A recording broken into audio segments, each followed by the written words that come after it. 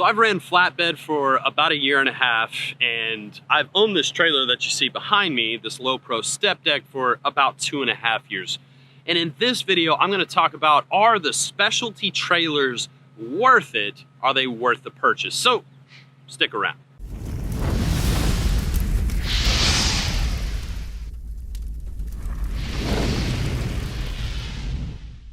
Well, let's start with the most basic, and that's flatbed. Now, when I ran flatbed, I made really good money. You know, there's a plethora of freight out there, so you can always get loaded kind of pretty much no matter where you go. There's always going to be something that's available to you. And on a little side note, as a flatbed, personally, I would prefer to stay east of I-35. I wouldn't veer too far west of it.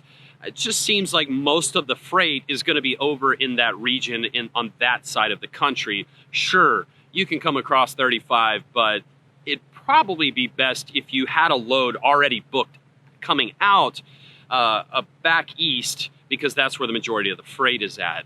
The ton of the freight is up in the Midwest region.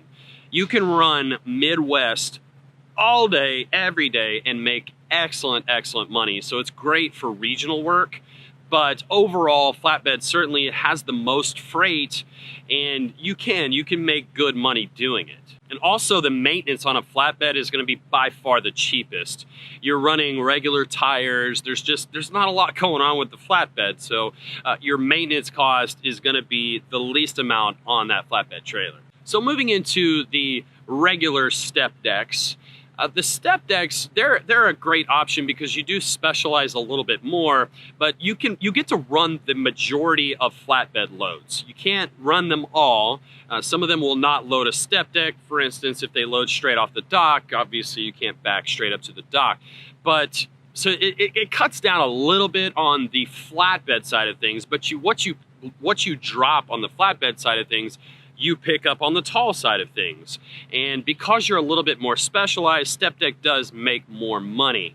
And that's always a great thing, more money. So, you know, you've got more money to be made hauling a step deck than you do a flatbed. It's gonna be very close in the money that you make. If you learn to keep that step deck rolling though, you're definitely gonna make a lot more money. The maintenance cost is going to be a little bit more than a flatbed, but it's actually going to be very similar. If you're running a regular height step deck, you're really not going to see much of a change. Where the change kind of happens is on the actual make of the flatbed, of the deck. You can get wooden decks. I have a full aluminum trailer, so my maintenance cost is pretty much the same, other than the tires, but we'll get into that. So now getting into a little bit more specialized, let's talk about my low pro trailer. My low pro trailer, you know, it was a good thought.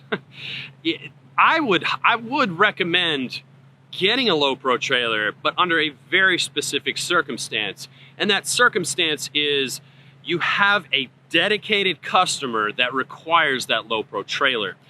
In the 2.5 years that I've had it, I've ran like a few handfuls of loads. So has it paid for that extra cost difference? Maybe. You know, that's debatable, to be honest.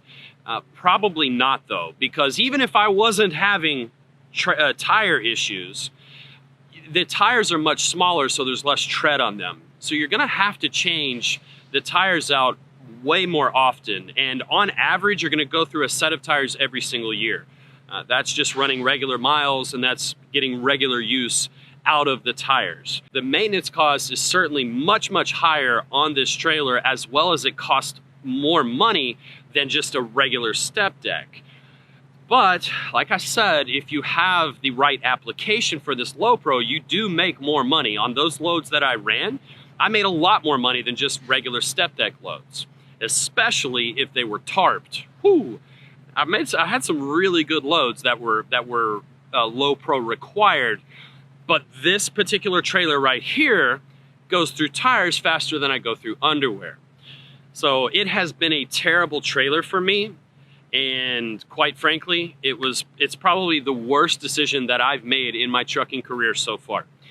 I certainly do not wish that I would have purchased it. Another kind of con to this Low Pro is it's not a good spot market trailer. It's just not.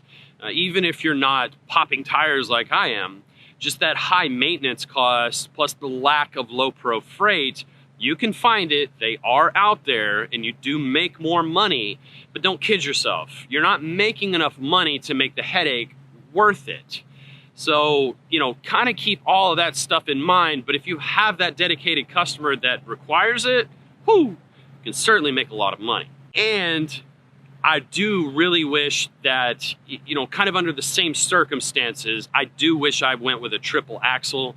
That way I could load it up a little bit more, but hindsight's 2020. Now moving into the specialty trailers, and we're gonna start at the bottom, and that's gonna be an RGN. First of all, right out of the gate, I don't recommend just getting a regular RGN. I recommend getting a stretch RGN. The RGNs are they're gonna boil down to how much room do you have in your well. And that is going to amount to really what you can haul. I believe, and I'm not 100% certain because I've never ran an RGN, but from what I was told, a 29-foot well is kind of the smallest that you want to go. But stretch is certainly the best way to go. And why would you want to run an RGN? Well, there's way more money involved. And I mean a lot more money involved. If you can run RGN year-round, you would make an absolute killing. But that's not how the freight it really works. It's very, very seasonal. So if you're a guy that likes to be home a lot, then hey, just having an RGN, it would be great for you. You can actually make about the same money because it's all about the money that you take home. It's not about how much you gross. But I highly recommend, if you want to go the RGN route, to make that RGN purchase your second trailer that you own and are going to keep. I highly recommend that you have and own either a flatbed or a step deck. You're probably going to lean towards the step deck simply just because of that RGN freight. You're going to be used to it, but it's really going to be area dependent on kind of where you live and going to boil down to how you like to run. But an RGN makes for an excellent second trailer because, yeah, the loads, when that load pops up, that juicy $8 to $10 a mile load, yes, you heard me right, you're gonna make way more money even after all of the permits and after all of the escorts that are required.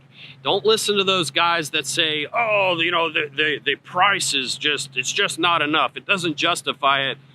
Bull crap. It absolutely justifies it. And after, you know, even though the overhead is extremely high, the maintenance on the RGNs are certainly much higher because they're getting beat up a lot. You're generally running heavier a lot. It is absolutely worth it. You're gonna be taking home way more money, so keep that in mind. But very seasonal freight. The volume is very low. You know, generally during the summertime, you're gonna be crazy busy. And then during the winter time, you know, not so much, just because a lot of that stuff's not moving. There's not as much construction going on. There's not as much road work going on. But keep all of that in mind. And then, you know, the super specialized trailers, you know, the 2x2x2s, the 2x3x2s. If you know what that means, that's the jumper in the front, the stinger in the back. You know, you add up all of the axles, and then the axles, 2x3x2, that's what that means. Those are very, very, very specialized. And we do have a lot of that freight here at Landstar. There's a lot of that here. This isn't an advertisement for Landstar. I'm just letting you know they do have a lot of that. But, you know, they also have their guys that have been here 10 to 20 years and they all run that freight. So it is kind of hard to break into that market. But a great person to watch that is here at Landstar that runs freight like that is C1 Specialized. I'll link his channel at the end of this video. And he's got a phenomenal channel. You get to see some of that really cool, oversized, big bad boy trucking that all of us would like to do one day. At least I would think all of us. And to summarize, well, yeah, I hate my trailer. It's sad. It's sad. Like I said, it's probably the worst decision that I've made in trucking so far. If I had to do it over again, I would still buy a step deck. probably even still buy a Rittenauer. I've been very happy with it. It would either probably be a Rittenauer or a Mack.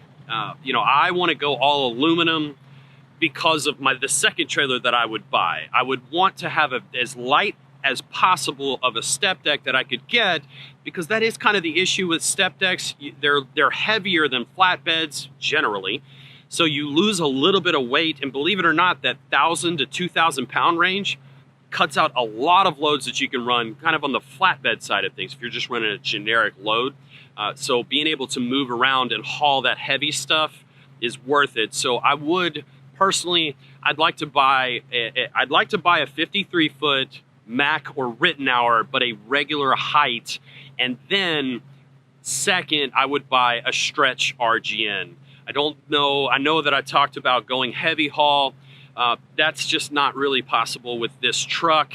So I don't know if that's necessarily in the cards for me. That'd be a long career path, and I don't know if I want to go down that. But those two trailers, I would own that. I'd be able to maximize, make absolutely the most profit possible, and be a happy camper. But if you enjoyed the video, please give it a thumbs up. Don't forget to subscribe, ring that notification bell so you know when the next video is coming out.